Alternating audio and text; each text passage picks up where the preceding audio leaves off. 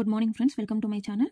So 29th January 2025. So ఈరోజు first current affair ఏంటి అంటే గుస్సాడి నృత్యానికి గిన్నిస్ బుక్లో చోటు. మనం నిన్న చెప్పుకున్నాము, రిపబ్లిక్ డే సందర్భంగా భారత్ పరువులో గుస్సాడి నృత్యం అనేది ప్రదర్శించారన్నాం కదా. ఆ గుస్సాడి నృత్యాన్ని ఏంటి అంటే జయతి జయ జయ మమ భారతం అంటూ ఢిల్లీలో జరిగిన రిపబ్లిక్ డే వేడుకల్లో ఎంతమంది కళాకారులు అంటే 5,000 మంది కళాకారులు సామూహిక గుస్సాడి నృత్యం అంటే గ్రూప్ డాన్స్ అనేది పర్ఫామ్ చేశారు. సో 5,000 మెంబర్స్ పర్ఫామ్ చేశారు కాబట్టి దీనికి గిన్నిస్ బుక్ వరల్డ్ రికార్డ్లో చోటు దక్కిందనమాట. సో ఆ 5,000 మెంబర్స్లో 2,800 మెంబర్స్ వచ్చేసి గిరిజనులు అనమాట, ట్రైబల్ పీపుల్. ఆ 2,800లో తెలంగాణకు చెందిన వాళ్ళు 100 మెంబర్స్, అందులో కూడా మళ్ళీ ఆసిఫాబాద్ డిస్ట్రిక్ట్ నుంచి 65 మెంబర్స్ పార్టిసిపేట్ చేశారు. నెక్స్ట్ ఆసిఫాబాద్ జిల్లా, నెక్స్ట్ అత్యంత మారుమూల ప్రాంతమైనటువంటి తిర్యాని మండలం దంతనపల్లికి చెందిన వాళ్ళు 15 మెంబర్స్ పార్టిసిపేట్ చేశారనమాట. సో మనం మెయిన్ గుర్తుపెట్టుకోవాల్సింది గుస్సాడి నృత్యానికి గిన్నిస్ బుక్లో రికార్డ్ చేసింది. గిన్నిస్ బుక్ రికార్డ్లో చోటు సంపాదించింది అనమాట. అందులో మెయిన్ మారుమూల ప్రాంతం నుంచి 15 మెంబర్స్, నెక్స్ట్ 5,000 మెంబర్స్ అని గుర్తుపెట్టుకుంటే సరిపోతుంది. ఓకేనా, అది ఫస్ట్. సెకండ్ ఏంటి అంటే వ్యవసాయానికి ఏఐ సాయం. ఏఐ అంటే ఆర్టిఫిషియల్ ఇంటెలిజెన్స్. ఓకేనా, సో ఇది మనకి ఏంటి అంటే ఈ సెకండ్ కరెంట్ అఫైర్ అనేది మన కరెంట్ అఫైర్స్ లో యూజ్ అవుతుంది. నెక్స్ట్ ఎవరైనా గ్రూప్ 1 మళ్ళీ రాయాలి అనుకునే వాళ్ళకి మెయిన్స్ లో కూడా అంటే వ్యవసాయ రంగంలో ఆర్టిఫిషియల్ ఇంటెలిజెన్స్ గురించి అంటే సైన్స్ అండ్ టెక్లో సందర్భంగా ఇది మనం మెయిన్స్ కి కూడా రాసుకోవచ్చు అనమాట.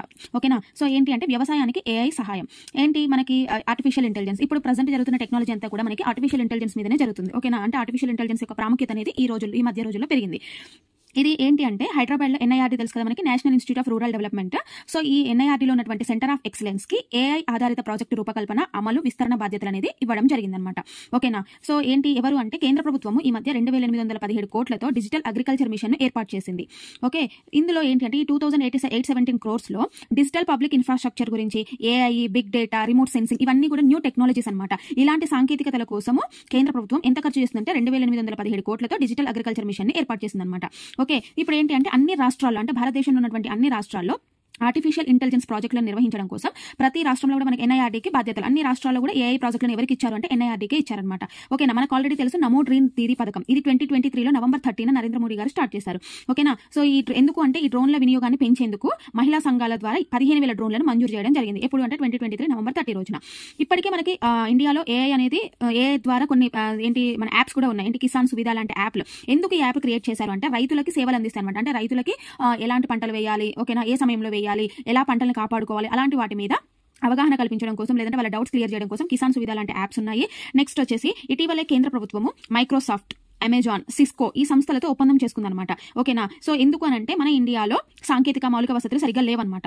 అట్లా లేకపోవడం వల్ల ఏమవుతుంది అంటే పంట అనేది వృధా అవ్వడం జరుగుతుంది. కాబట్టి ఆర్టిఫిషియల్ ఇంటెలిజెన్స్ అనే టెక్నాలజీని ఉపయోగించి ఇలాంటి పంట వృధా లాంటి సమస్యల్ని పరిష్కరించి నెక్స్ట్ పంట యొక్క దిగుబడి పెంచాలి అనడం కోసం ఈ సంస్థలతో అంటే మైక్రోసాఫ్ట్, అమెజాన్, సిస్కో లాంటి సంస్థలతో ఒప్పందం చేసుకుందనమాట.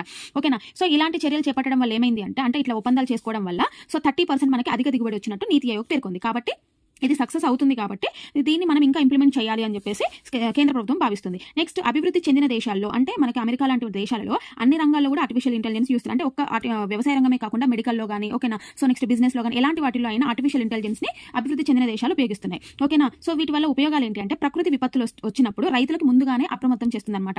నెక్స్ట్ కాలానికి తగిన పంటలు అంటే ఏ కాలానికి ఎలాంటి పంటలు వేయాలి అనేది తెలుపుతుంది. నెక్స్ట్ ఎరువులు, పురుగు మందుల వాడకంలోనూ ఆర్టిఫిషియల్ ఇంటెలిజెన్స్ ని ఉపయోగిస్తున్నారు.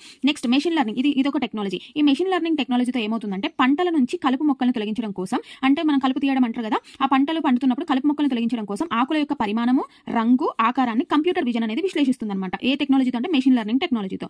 నెక్స్ట్ డ్రోన్లు అన్నాం కదా, మరి డ్రోన్లు ఏం చేస్తాయంటే విత్తనాలు, ఎరువులు, పురుగు మందులు పిచికారి అంటే పురుగు మందు చల్లుతారు కదా, అది మొక్కలకు వచ్చేటువంటి వ్యాధులను గుర్తించడం కోసం ఈ డ్రోన్లను కూడా ఉపయోగిస్తున్నారు.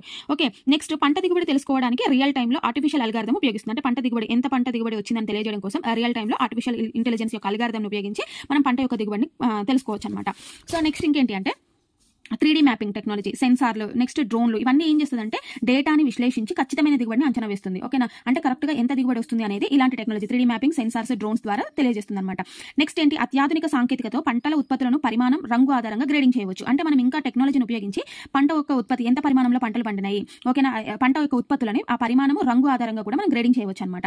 నెక్స్ట్ పంటలకు రక్షణ కల్పించాలి కదా, అంటే దొంగలు పడడం కానీ లేదంటే జంతువులు, పక్షులు వీటి నుంచి పంటలకి రక్షణ కల్పించడం కోసం కూడా ఏఐ అంటే ఆర్టిఫిషియల్ ఇంటెలిజెన్స్ ద్వారా video surveillance system, computer vision తో పశువులు, దొంగల ప్రవేశాలను గుర్తించి అప్రమత్తం చేస్తుంది. అంటే పంటలకు రక్షణ కల్పించడానికి ఏ టెక్నాలజీ తీసుకున్నామంటే మనం వీడియో కాన్ఫరెన్స్ సర్వీసెస్ సిస్టమ్ ద్వారా కంప్యూటర్ విజన్ తోటి పశువులు కానీ దొంగలు కానీ ప్రవేశించినప్పుడు రైతులని అప్రమత్తం చేస్తుంది అనమాట. నెక్స్ట్ ఏంటి, మార్కెట్ ధరలలో అంచనా. అంటే మనకి పంట పండిన తర్వాత ధరలు కూడా అంచనా వేయాలి కదా, ఖచ్చితమైన ధరలను అంచనా వేయడం కోసం మనం ఏం టెక్నాలజీని ఉపయోగిస్తామంటే artificial intelligence, cloud machine learning, satellite imaging ఇలాంటి టెక్నాలజీస్ తోటి ఏంటంటే ఎప్పటికప్పుడు కూడా ఆ పంటల యొక్క ధరలను నిర్ధారించవచ్చు.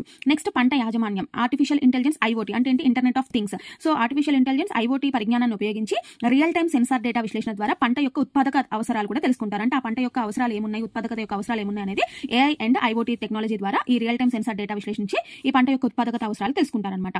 సో ఇది అనేది ఈ ఆర్టిఫిషియల్ ఇంటెలిజెన్స్ గురించి మనము మెయిన్స్ లో కూడా సైన్స్ అండ్ టెక్నాలజీలో సందర్భంగా కూడా మనం దీన్ని అంటే వ్యవసాయ రంగంలో ఆర్టిఫిషియల్ ఇంటెలిజెన్స్ పాత్ర అట్లాంటి ఏమన్నా వచ్చినప్పుడు, లేదంటే ఆర్టిఫిషియల్ ఇంటెలిజెన్స్ యొక్క అప్లికేషన్స్ రాయమన్నప్పుడు కూడా వ్యవసాయంలో ఉపయోగిస్తారని చెప్పి రాసి మనం వీటిని ఎగ్జాంపుల్స్ గా కూడా రాయొచ్చు అనమాట. సో ఇది మెయిన్స్ ఆన్సర్ గా కూడా ఉపయోగపడుతుంది. So next third current affair ఏంటి అంటే సజ్జన శక్తి పెంపే లక్ష్యం. అంటే సజ్జన శక్తి అంటే ఏంటి అంటే సమాజం గురించి మనం పాజిటివ్ గా ఆలోచించే జ్ఞానాన్ని పెంచుకోవడం అనమాట. ఓకేనా, అంటే సమాజం పట్ల మనకి పాజిటివ్ దృక్పథం రావాలనే ఉద్దేశంతో ఈ సజ్జన శక్తి పెంచడం కోసం కర్ణాటక రాష్ట్రం సేడం జిల్లాలో ఒక ప్రోగ్రామ్ అనేది కండక్ట్ చేస్తున్నారు అనమాట. సో దేని గురించి అంటే సమాజం గురించి సానుకూలంగా ఆలోచించే శక్తి పెరగడం కోసం. మరి ఎవరు ఆ ప్రోగ్రామ్ ని కండక్ట్ చేస్తున్నారు అంటే భారత్ వికాస్ సంఘం, కొత్తల బసవేశ్వర భారతీయ శిక్షణ సమితి, వికాస్ అకాడమీ. ఇవి మూడు కలిపి సంయుక్తంగా ఏంటి, భారత వికాస్ సంఘం, కొత్తల బసవేశ్వర భారతీయ శిక్షణ సమితి, వికాస్ అకాడమీ సంయుక్తంగా భారతీయ సంస్కృతి ఉత్సవ్ 7 ఓకేనా, ఈ భారతీయ సంస్కృతి ఉత్సవ్ 7 ని నిర్వహిస్తున్నారు. సో ఎప్పటి నుంచి ఎప్పుడు నిర్వహిస్తున్నారు అంటే జనవరి 29 నుంచి ఫిబ్రవరి 6 వరకు అనమాట. 9 days. ఎక్కడ అనేది కూడా గుర్తుపెట్టుకోవాలి. కర్ణాటక రాష్ట్రం సేడం జిల్లాలో ఎన్ని days, Jan 29 to February 6 9 days. ఎవరెవరు అంటే భారత్ వికాస్ సంఘం, కొత్తల బసవేశ్వర భారతీయ శిక్షణ సమితి అండ్ వికాస్ అకాడమీ ఇవి మూడు కలిపి నిర్వహిస్తున్నాయి. సో ఈ థీమ్ ఏంటి అంటే, ఈ ప్రోగ్రామ్ యొక్క థీమ్ ప్రకృతి కేంద్రీకృత అభివృద్ధి కోసం. ఏంటమ్మా థీమ్, ప్రకృతి కేంద్రీకృత అభివృద్ధి కోసం. సో మరి ఎవరు ప్రారంభిస్తున్నారు అంటే మాజీ రాష్ట్రపతి అయినటువంటి రామ్నాథ్ కోవింద్ గారు ఈ ప్రోగ్రామ్ ని ప్రారంభిస్తున్నారనమాట. సో ఇందులో మనం దేని గురించి అంటే ఎవరెవరు పార్టిసిపేట్ చేస్తారు అంటే వక్తలుగా, అంటే స్పీచ్ ఇవ్వడం కోసం, వాళ్ళ యొక్క ఆలోచనలు పంచుకోవడం కోసం పర్యావరణం, శాస్త్ర సాంకేతికతో పాటు వేరు అంశాల్లో ఉన్నటువంటి ప్రావీణ్యులు, experts, next 50 members Padmashri award సాధించినటువంటి గ్రహీతలు. సో వీళ్ళు వాళ్ళ ఆలోచనలు పంచుకుంటారు. అంటే సమాజం పట్ల ఎలా వ్యవహరించాలి, సమాజంలో సానుకూలంగా ఆలోచించే జ్ఞానాన్ని ఎలా పెంపొందించుకోవాలి అనేది వీళ్ళు మనకి స్పీచ్ల ద్వారా తెలియజేస్తారు. సో ఈ 9 days జరుగుతుంది అన్నాం కదా, ఈ 9 days కూడా ఒక్కొక్క రోజు ఒక్కొక్క థీమ్ తో జరుగుతుంది అనమాట. సో ఫస్ట్ ఏంటి, జనవరి 29 మాతృ సమ్మేళనం, సో 30 విద్యా సమ్మేళనం, 31 యువ సమ్మేళనం, ఫిబ్రవరి 1 గ్రామ కృషి సమ్మేళనం, ఫిబ్రవరి 2 ఆహార ఆరోగ్య సమ్మేళనం, ఫెబ్ 3 స్వయం ఉపాధి సమ్మేళనం, 4 పర్యావరణ సమ్మేళనం, 5 సేవాశక్తి సమ్మేళనం, 6 దేశ ధర్మ సంస్కృతి సమ్మేళనం. అంటే ఒక్కొక్క రోజు ఒక్కొక్క థీమ్ తోటి ఈ ప్రోగ్రామ్ అనేది కండక్ట్ చేస్తారనమాట. సో ఈ వీటి కోసం గవర్నమెంట్ ఎలాంటి ఫండ్స్ ఇవ్వదు, ఏంటంటే ప్రజలే స్వచ్ఛందంగా వచ్చి విరాళాల ద్వారా ఈ ప్రోగ్రామ్ ని కండక్ట్ చేయడం జరుగుతుంది. ఓకేనా, అది నెక్స్ట్ వచ్చేసి లాస్ట్ వన్. ఇండియాలో తొలిసారిగా ఆదాయ పన్ను ప్రవేశపెట్టిన వారు. అంటే మనం ఇన్కమ్ ట్యాక్స్ పన్ను ఉంటుంది కదా, సో ఆ పన్నును ప్రవేశపెట్టింది ఎవరు అంటే జేమ్స్ విల్సన్ అనమాట. ఇతను ఎవరు అంటే ఇతను వచ్చేసి స్కాట్లాండ్ యొక్క బిజినెస్ మ్యాన్ అనమాట, స్కాట్లాండ్ కి చెందిన అతను.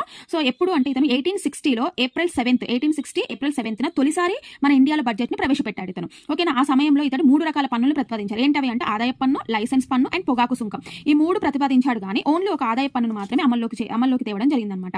అసలు ఈ జేమ్స్ విల్సన్ ఎవరు అంటే, ఇతను స్కాట్లాండ్ బిజినెస్ మ్యాన్ అని చెప్పాం కదా. ఇతను 1857 మనకి ఇండియాలో సిపాయిల తిరుగుబాటు జరిగింది కదా, ఆ 1857 తిరుగుబాటు జరగడం వల్ల ఏం జరిగింది, ఈస్ట్ ఇండియా కంపెనీకి భారీ మొత్తంలో నష్టాలు జరిగినాయి అనమాట. ఆర్థికంగా చాలా నష్టం జరిగింది. సో కాబట్టి ఆ నష్టాల నుంచి ఈస్ట్ ఇండియా కంపెనీని గట్టెక్కించడం కోసము ఈ జేమ్స్ విల్సన్ అనే పర్సన్ ని ఎవరు మనకి క్వీన్ విక్టోరియా ఏం చేసింది అని అంటే అతన్ని ఇండియాకి పంపించడం జరిగింది అనమాట. దేనికోసం అంటే ఆర్థికంగా నష్టాలు ఉన్నటువంటి ఈస్ట్ ఇండియా కంపెనీని నష్టాల నుంచి గట్టెక్కించాల్సిన బాధ్యతని ఈ జేమ్స్ విల్సన్ కి అప్పగించి ఇతను ఇండియాకి పంపడం జరిగిందనమాట. ఓకేనా, సో ఇవి ఈ రోజు కరెంట్ అఫైర్స్. మీకు నచ్చింది అంటే కామెంట్ ద్వారా తెలియజేయండి.